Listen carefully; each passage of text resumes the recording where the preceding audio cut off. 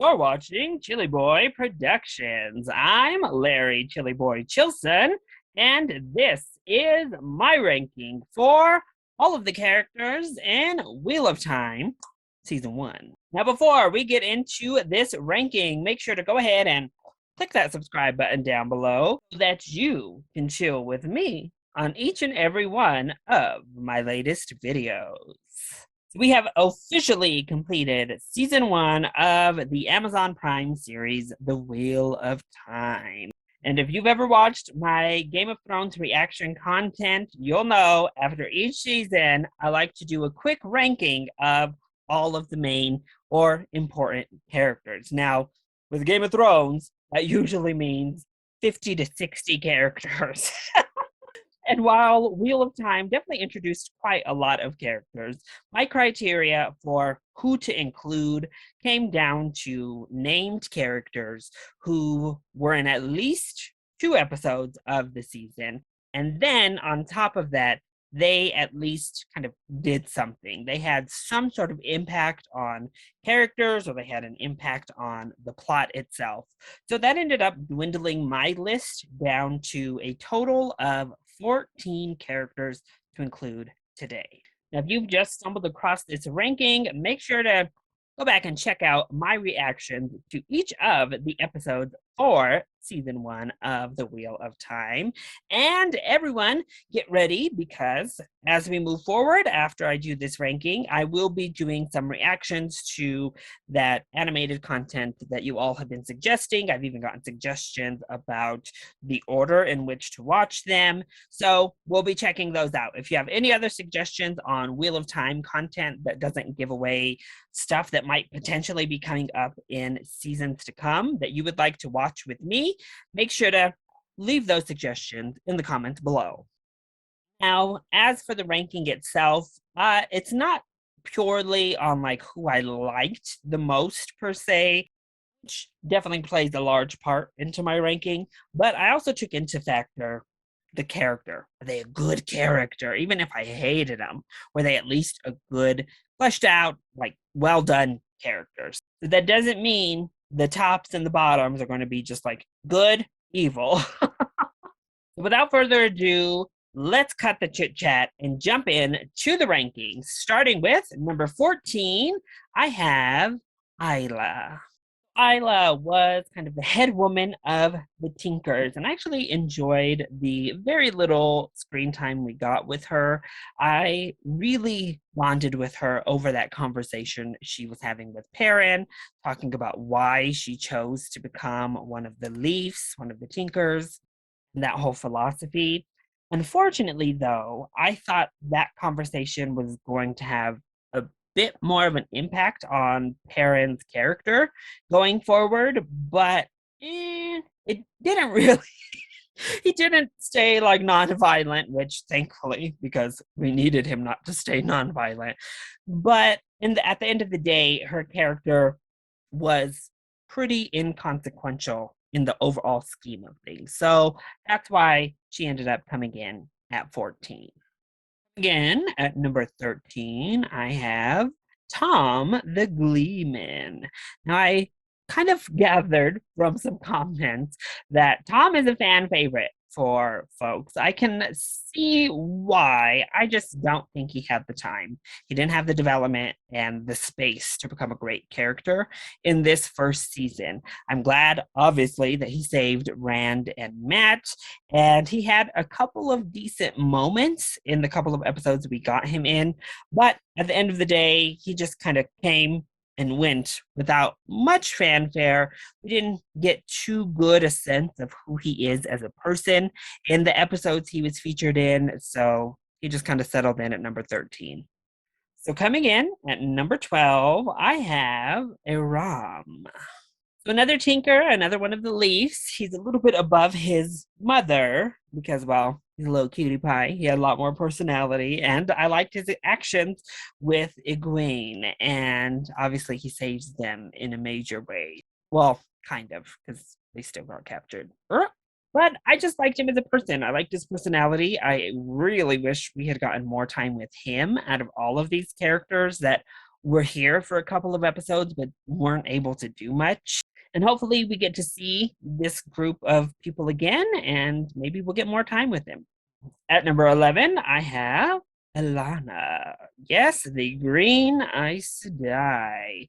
I just really liked her. I liked the Greens in general, and she was the one who got the most screen time. But obviously, I love that she had her two little bisexual wards with her. And she was fierce, getting to see her on the battlefield. I enjoyed the downtime and the relationship we got between her and Moiraine. Another character I hope we get to see again at some point, and another character that would greatly benefit from some more screen time, but she made quite the impact with the limited screen time she had. At number 10, I have Amon Valda. Yeah, Valda coming in at number 10. So, Valda was probably the most menacing thing to me in all of season one, including the dark one, including all of it. Valda was the most like scary thing put to the screen.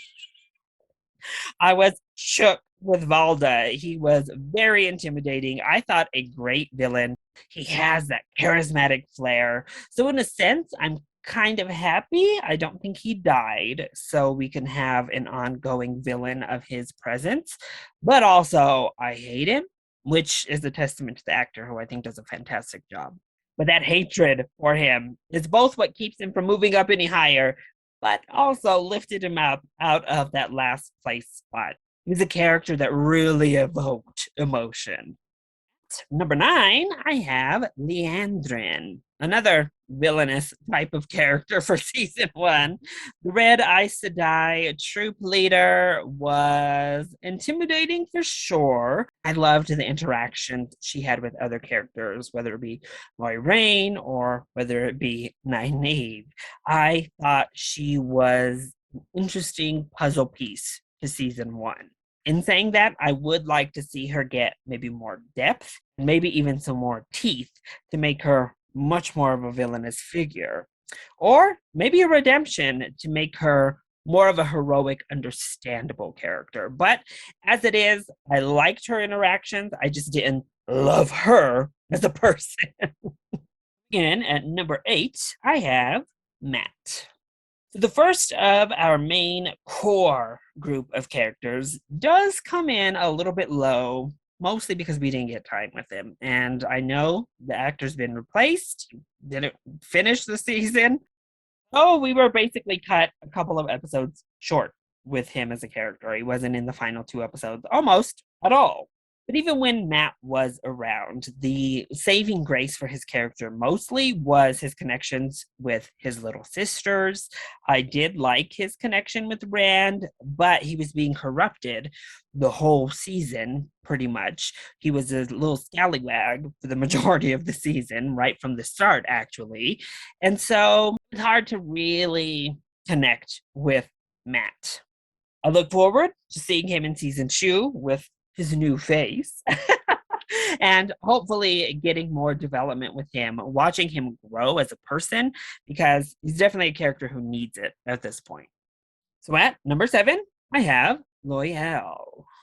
So I was not expecting him to possibly be killed at the end of season 1. Seemed like a pretty good side character that was going to hang around for a while. So I guess it'll be interesting to see if he's actually dead or if he just was wounded. But I loved him. Oh, another character that didn't have much screen time, but he made the most of every chance he got. It was just kind of a lovable, adorable character. I enjoyed his presence. I was glad he came with them. And I hope he's not dead. That's about all I have to say about Loyal. He is that one just purely lovable person that you need in every group. Coming in at number 6, I have Rand. Now, it was revealed he was the Dragon Reborn. A lot of fans of Rand in my comments were telling me to go back and rewatch the earlier episodes with that revelation. There is an understanding more of why his character behaves the way he does, certainly. But for so much of the season, he's just one of the least interesting characters of our main group. He just doesn't have the development. We don't have a great connection to him emotionally in any which way. And from the outside looking in as you're watching, Rand does come off quite petulant in his behavior. I'm so glad he makes the choice he makes in the finale. And we do get to open up and see more of his actual heart and who he is as a human, as a person, and what a good person he actually is by the end of the season. But by the time he opens up in such a way, I had already made a better connection with the other five characters still on this list. So I've softened up on Rand a little bit, but he still comes in at number 6. At number 5, I have Perrin.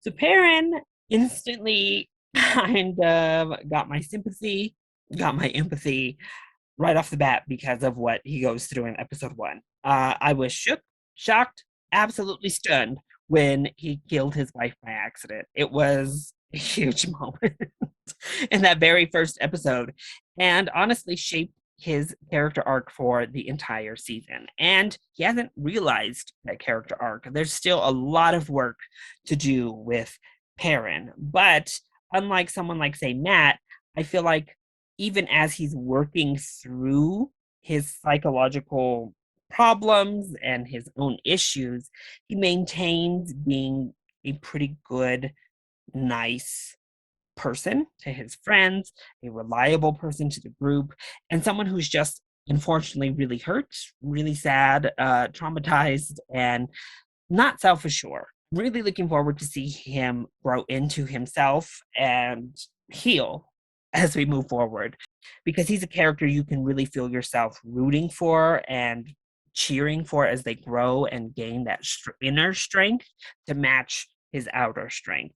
Plus, duh, I'm hyped to see this damn wolf power start to be fully realized. So I'm really looking forward to what's to come with Perrin, and I enjoyed him here in the first season. Coming in at number 4, I have Egwene. Now, Egwene really fluctuated in these top spots of my rankings. Sometimes I really wanted to put her closer to number 1. Other times she would fall back down right around number 5. But ultimately, I settled in on number 4. I really like Egwene's kind of plucky personality. I like that she's open and she is willing to learn. She wants to be this wielder of the one power and light, though I do think her naivety gets in the way a bit often. I think that this relationship back and forth stuff has also hindered her as a character. And I also obviously think it hindered Rand as a character more so than it hindered her. Whether they're together or whether they're broken up, whether they're together or whether she actually does stay convinced that Rand is dead and she moves on.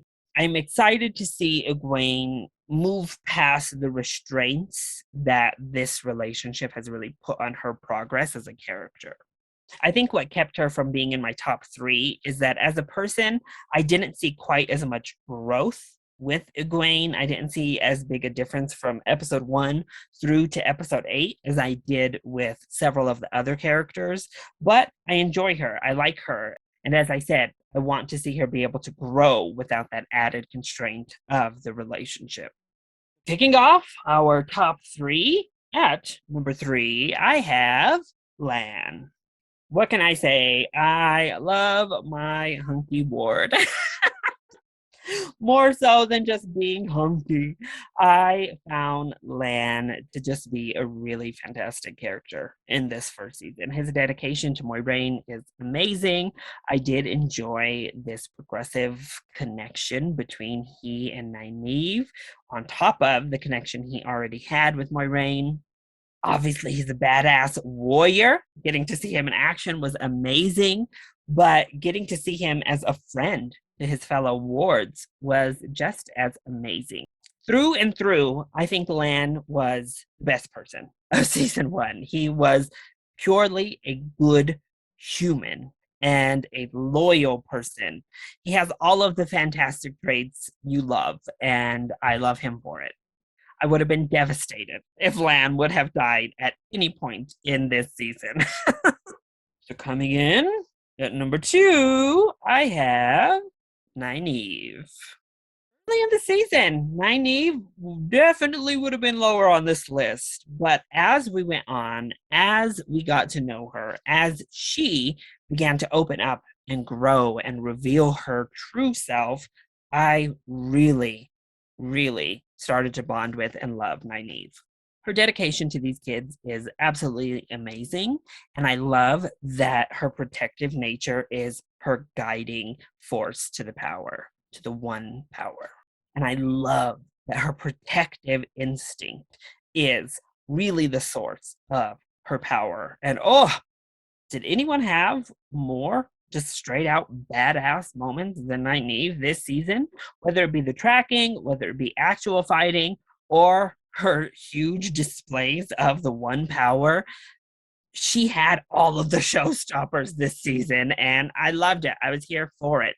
It came to that point where it was like, whether she's the Dragon Reborn or not, Nynaeve is the badass of this damn group.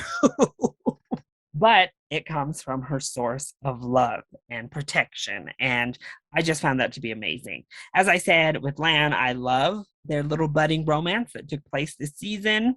And while her stubbornness is kind of her main roadblock and something that did present some problems and present some obstacles for her to overcome this season, it makes her a more interesting character.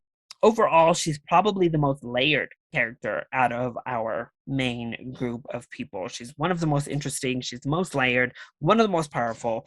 Really, Nynaeve has it all. But ultimately, at number 1, she was my fave from the jump.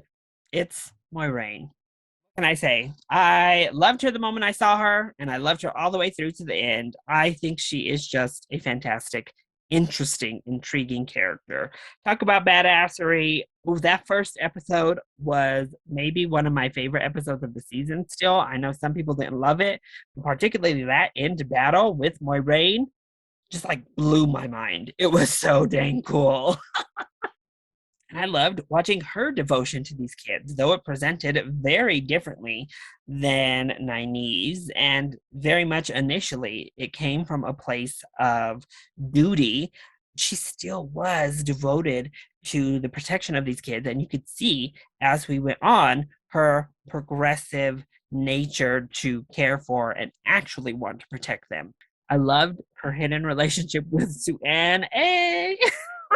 I loved her connection and relationship with Lan. That was probably the most genuine bond of the entire series, and I adored them together.